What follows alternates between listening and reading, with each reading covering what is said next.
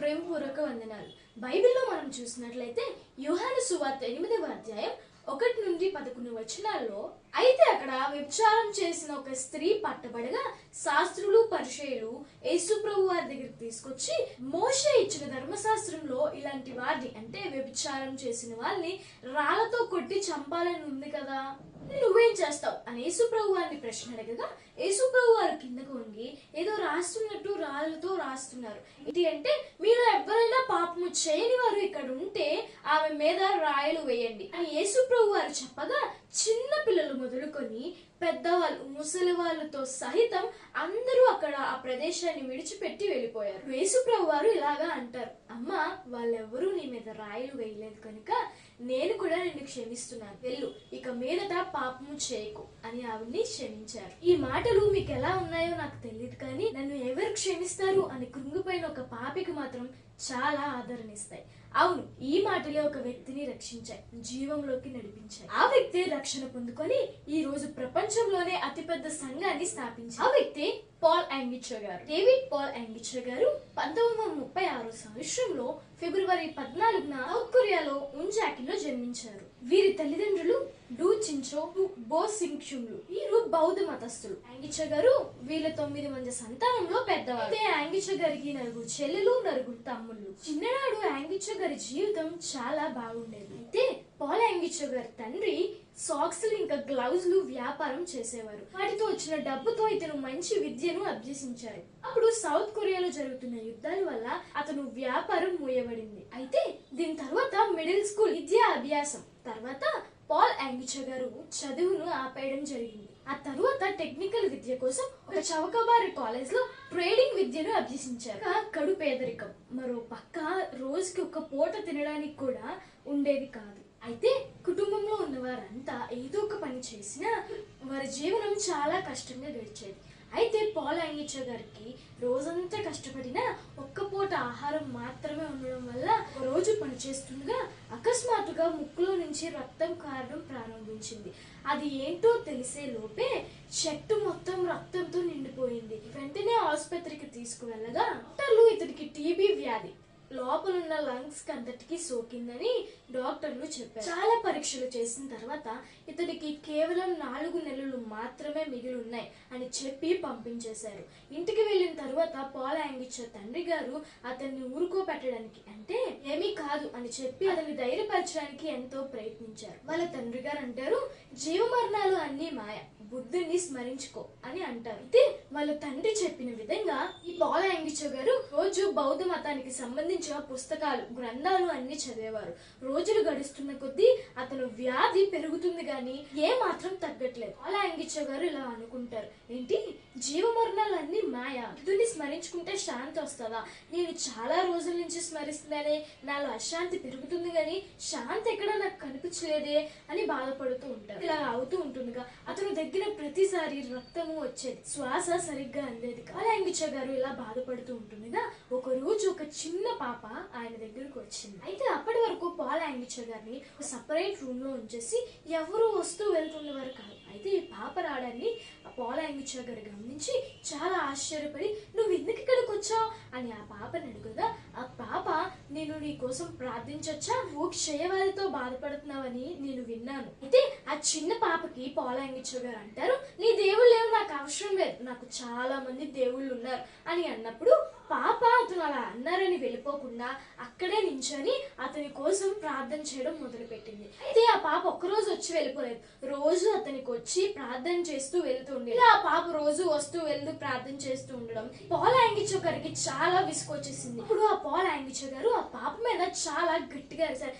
నీకు చెప్తే అర్థం కదా, ఇక్కడి నుంచి వెళ్ళిపో, నీ ప్రార్థన నీ దేవుడు ఏం అక్కర్లేదు, అయినా నా కోసం ప్రార్థన చేయమని నీకు ఎవరు చెప్పారు అని అడిగినప్పుడు ఆ చిన్న పాప అతను తిట్టారని వెళ్ళిపోకుండా ఇక్కడే కన్నీరు విరుస్తూ ఆయన కోసం ప్రార్థన చేస్తూ ఈ మాట అంటది, నా యేసు ప్రభు వారు నీకు ప్రార్థన చేయమని నన్ను పంపించారు అన్నప్పుడు అతని హృదయం అంతా చలించిపోయి అతని కంటిలో నుంచి నీరు రావడం ప్రారంభించింది.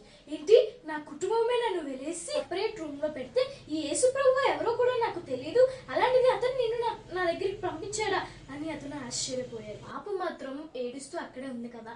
అయితే వెళ్లే ముందు ఒక బైబిల్ గ్రంథాన్ని పాల్ యాంగిచర్ గారికి ఇచ్చింది. ఇచ్చిన తర్వాత అతను చదవడం, మత్తయి సువార్త నుంచి చదవడం ప్రారంభించాడు. కానీ అతనికి ఏమీ అర్థం కాలేదని మళ్ళీ ఆ చిన్న పాపతో చెప్పగా ఆ పాప కొద్దిగా ముందుకు చదవండి అని తీసి అతనికి ఇచ్చింది. అయితే అతను చదువుతున్నప్పుడు యేసుప్రభు వారు స్వస్థతలు చేయడం, దెయ్యాల నుంచి విడిపించడం, రోగుల్ని బాగు చేయడం, ఈ పాపుల్ని క్షమించడం ఇవన్నీ చూసిన పాల్ యాంగిచో యేసుప్రభు వారు తన్ను కూడా బాగు చేస్తారని నమ్మకం కలిగింది. అయితే నెమ్మదిగా పాల్ యాంగిచో హృదయంలో శాంతి రావడం మొదలైంది. యేసుప్రభు వారి కోసం తెలుసుకోవాలి అనే ఆసక్తి ఉన్న ఆ పాప బైబిల్ ఇచ్చిన తర్వాత మళ్ళీ ఎక్కడ కనిపించలేదు. అయితే వీళ్ళ దగ్గర ఉన్న ఒక మందిరానికి వెళ్ళడం స్టార్ట్ చేశారు. అయితే ఆ మందిరం ఏమీ వీళ్ళింటికి దగ్గరలో లేదు, చాలా దూరంలో ఉంది.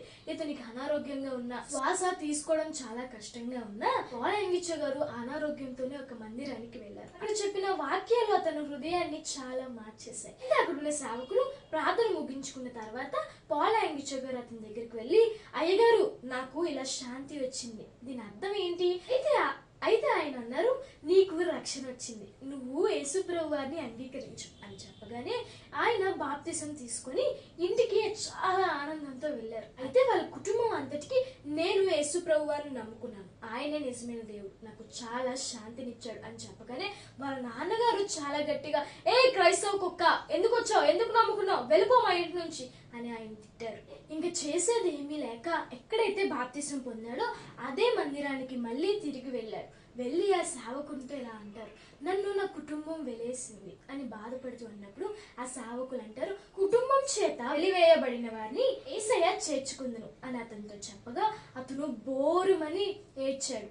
ఎందుకంటే 4 నెలల్లో చనిపోతాను, క్షయవ్యాధితో బాధపడుతున్న అతన్ని కుటుంబం అంతా వెలేసిన, నేనెవరో తెలియకపోయినా దేవుని ప్రేమను మీరు చూపించి ఇక్కడ ఉండండి అని చెప్పి నన్ను ఇక్కడ ఉంచుకున్నందుకు చాలా థ్యాంక్స్ అంటే థ్యాంక్ఫుల్నెస్ గా. అయితే డాక్టర్స్ 4 నెలల్లో చనిపోతారు అని చెప్పారు కదా, అయితే ఇతను 6 నెలల్లో రిపున స్వస్థతను పొందుకున్నారు. హల్లెలూయా. మన దేవుడు సాధ్యం కానివి సాధ్యం చేసే దేవుడు. అతను సాధారణమైన వాడు కాదు, అతను ఎలాంటి రోగాన్నైనా స్వస్థపరచగలరు. అతను ఎలాంటి పరిస్థితులైనా 1956లో ఫుల్ గాస్పెల్ మినిస్ట్రీస్ అనే ఒక థియలాజికల్ కాలేజ్ లో జాయిన్ అయ్యి అక్కడే మొట్టమొదటిసారిగా బూయి జోషెల్ అనే అతన్ని కలిశారు. ఇతని కూతుర్ని కిమ్ సాహియా గారిని వివాహం చేసుకున్నారు. 1958లో థియాలజీ పూర్తి చేసి ఒక చిన్న టెంట్ లో సంఘాన్ని మొదలు పెట్టారు. అయితే దీని ప్రారంభంలో బోయి జోషిల్ గారు ఇంకా వారి బిడ్డలు అందరూ కలిపి 5 మాత్రమే వచ్చేవారు. అయితే 6 నెలలు గడిచిన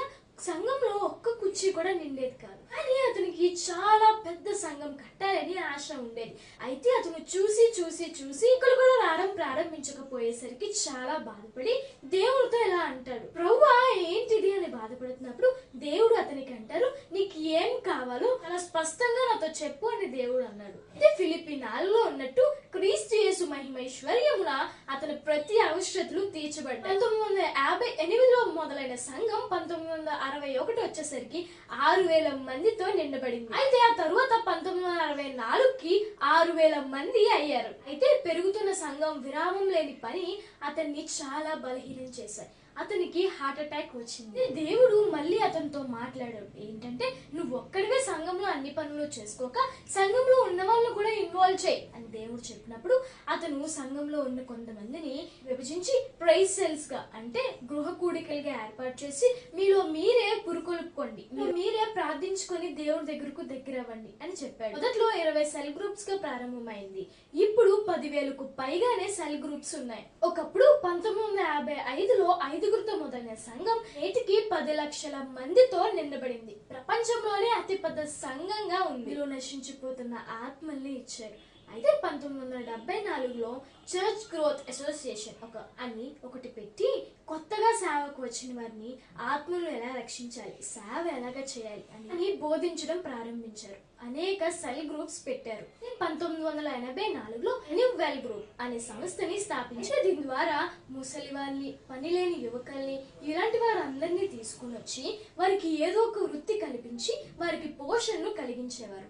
1985లో హుప్మిన్ మిల్ఫేర్ న్యూస్ పేపర్లు స్టార్ట్ చేశారు. అక్కడ నుంచి ఆ పరిచర్య విస్తరించడం మొదలుపెట్టింది. ఎంతలా విస్తరించిందంటే ఆ ప్రాంతంలో యాయుడు అనే దీవిని అతను తీసుకొని అక్కడ మందిరాన్ని స్థాపించారు. మొదట్లో ఇంక ఈ సేవ విస్తరించదు, ఎవరు రారు అని అందరూ అనుకున్నారు. అయితే కొన్ని రోజులకి ఆ దేశంలో ఉన్న అసెంబ్లీ బిల్డింగ్ ని స్థాపించినప్పుడు బోల్డు మంది జనాలు అక్కడికి వచ్చారు.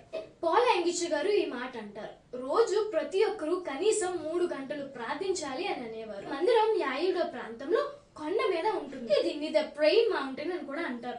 ప్రజలు ఇక్కడికి వచ్చి రోజులు తరబడి ప్రార్థన చేసేవారు. సరే కదండి, 4 నెలల్లో చనిపోతారు చెప్పిన అతన్ని దేవుడు ఇంతలాగా వాడుకున్నారో. అయితే అతనికి 80 సంవత్సరాలు ఉన్నప్పుడు సెప్టెంబర్ 14న 2021లో దేవుని దగ్గరికి అంటే ఆ పరలోక పర్వత శిఖరాలకి ఆయన చేరుకున్నాడు. ఈ భూమి మీద ఎవరైతే అల్పులో, ఎవరైతే ఎవరికి అవసరం లేదని అనుకుంటారో, వారి అవసరం జనాలకి లేదని ఎవరైతే వారిని తృణీకరిస్తారో అలాంటి వారే నా యేసయ్యకి అవసరం. లోకం దృష్టిలో వారు బలహీనులు కావచ్చు, ఈ లోకం దృష్టిలో వారు జ్ఞానం లేని వారు కావచ్చు, ఈ లోకం దృష్టిలో వారు ఎందుకు పనికిరాని వారు అవ్వచ్చు. కానీ నా దేవుడు అతని ఆశను తీర్చి అతిపెద్ద మందిరాన్ని కట్టేటట్టు చేశాడు. కాబట్టి మీ జీవితాల్లో కూడా మీరు అనుకుంటారేమో, నేను ఏమీ చేయలేను, నా వల్ల ఏది సాధ్యం కాదు, లేకపోతే నా మందిరానికి ఎంతమంది వస్తున్నారు, నేను ఎంత కష్టపడుతున్నా, ఎంత ప్రార్థన చేస్తున్నా, ఇలా వస్తున్నారు అని అనుకుంటారేమో. ప్రతి దానికి సమయం వస్తుంది. ఆ సమయం వచ్చినంత వరకు వెయిట్ చేయాలి, దేవుణ్ణి ప్రార్థించాలి. ఈ రోజు నుంచి ప్రార్థించడం మొదలు పెట్టండి. దేవునికి మీకు ఏం కావాలో స్పష్టంగా అడగండి.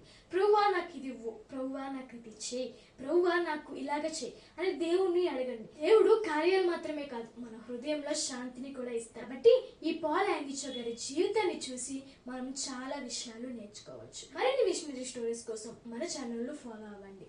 Thank you.